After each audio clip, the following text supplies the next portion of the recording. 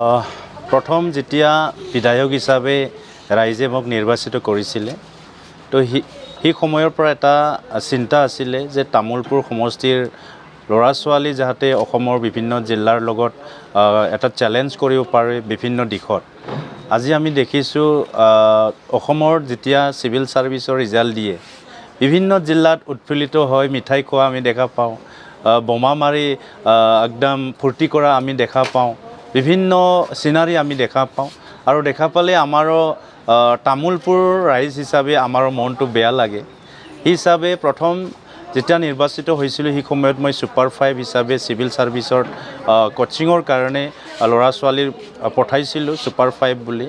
আৰু ইয়াৰে ভিতৰত এজন ল'ৰাই আমাৰ APSC চিভিল সাৰ্ভিসত এলাইড সাৰ্ভিসত আজি চাকৰি কৰি আছে। সেইটো ঠিক সেই সময়তে আমাৰ তামোলপুৰৰ পৰা আমি 7জন ল'ৰা ছোৱালী নিজাববীয়াকৈ কিছুমানে কষ্ট কৰি আমি পাইছোঁ, এটা ৰিজাল্ট পাইছিলোঁ।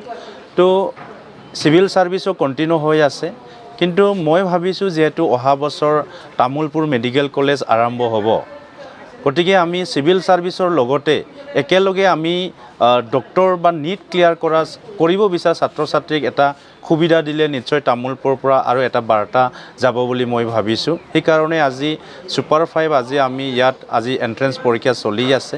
ইয়াৰ পৰা 5জন ছাত্ৰ ছাত্ৰীক বাছনি কৰি আমি গুৱাহাটীত পঠোৱাৰ কাৰণে চিন্তা কৰিছোঁ আৰু সেই ছাত্ৰ ছাত্ৰীয়ে আশা ৰাখিছোঁ তামোলপুৰৰ পৰা সাকসেছ হ'ব, সাকসেছ হৈ সমাজ সেৱাত নিজকে নিয়োজিত কৰাৰ লগতে আমি উঠি অহা যুৱক যুৱতীসকলক প্ৰেৰণা দিব।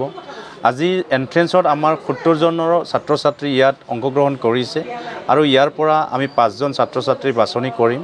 গতিকে এটা চেষ্টা কৰিছোঁ বিধায়ক হিচাপে ৰাইজৰ আশীৰ্বাদত, যাতে তামোলপুৰৰ পৰাও আমাৰ যেতিয়া MBBSৰ যেতিয়া ৰিজাল্ট দিয়ে যাতে আমিও তামোলপুৰৰ পৰা যাতে জিলাৰ নামটো আমি দেখিবলৈ পাওঁ, এইটো এটা প্ৰচেষ্টা। আৰু মই দেখিছোঁ তামোলপুৰৰ পৰা সঁচাকৈ বহুত ছাত্ৰ ছাত্ৰী আজি বিভিন্ন দিশত আগবাঢ়ি গৈ আছে, মেডিকেল হওক, চিভিল সাৰ্ভিস হওক, ইঞ্জিনিয়াৰিং হওক বা বিভিন্ন দিশত আজি আগবাঢ়িছে। ইয়াৰ কাৰণে মই নিজে সঁচাকৈ তামোলপুৰৰ এজন মানুহ হিচাপে, বিধায়ক নহয় তামোলপুৰ এজন হিচাপে মই গৌৰৱ অনুভৱ কৰোঁ। হয়, শিক্ষাটো সমাজটো আগবাঢ়ি লৈ যাব লাগিলে শিক্ষাটো অত্যন্ত আমাৰ কাৰণে প্ৰয়োজন আৰু শিক্ষা যিহেতু প্ৰয়োজন, শিক্ষাৰ ক্ষেত্ৰত সকলোৱে সচেতন হ'ব লাগে।